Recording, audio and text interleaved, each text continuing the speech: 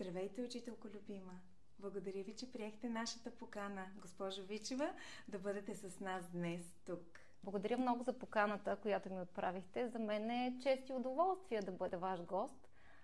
Надявам се да ви вдъхновя с нещо, което правя, така че съм на ваше разположение да отговоря на въпросите. Прекрасно. Защо избра да се занимаваш с деца? Мисля си, че май децата избраха мен да се занимавам с тях.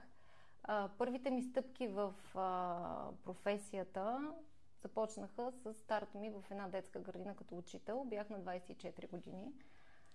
Бях посрещната по много интересен начин и нестандартен от 5-годишни деца, които изключително много ме впечатлиха, развълнуваха и започнахме заедно да се обогатяваме и да се учим. Имах да разработя една тема, си спомням, в университета, защото след като завърших бакалавърската си степен, продължих с магистърската си и започнах да експериментирам. Силата ми беше там, че обичах да работя с жива, нежива природа и да дам на децата колкото се може повече информация. Но не само информацията е нужна за тях, но и много практика. Затова започнахме заедно да се обучаваме. Те на 5, аз на 25.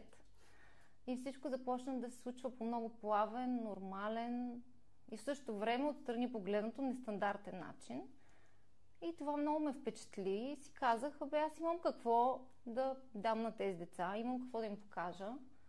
Впоследствие, след като минаха години, видях, че мога да малко да разширя нещата, с които мога да бъда полезна и реших да прекрача следващата стъпка и да стана директор на детска градина. Към днешна дата вече 13-та година. Седи пред нас, пред обектива в момента и ни гледа едно дете, което сега завършва и искам просто да му кажеш, че то може да промени света. Всеки може да промени света. Важно е да бъде достатъчно добре подкрепен. Достатъчно мотивиран, но мотивацията също идва и с една сигурност.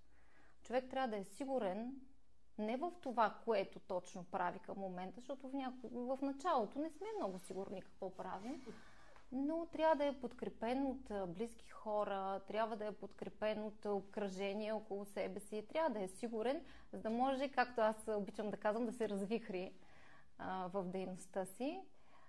Да, наистина, аз бях на 28, детската градина беше много различна от това, което е в момента. За миг не съм си замислила, че няма да успея да се справя. Не знам, може би от възрастта ми е било, най-вероятно. Имала съм много трудности,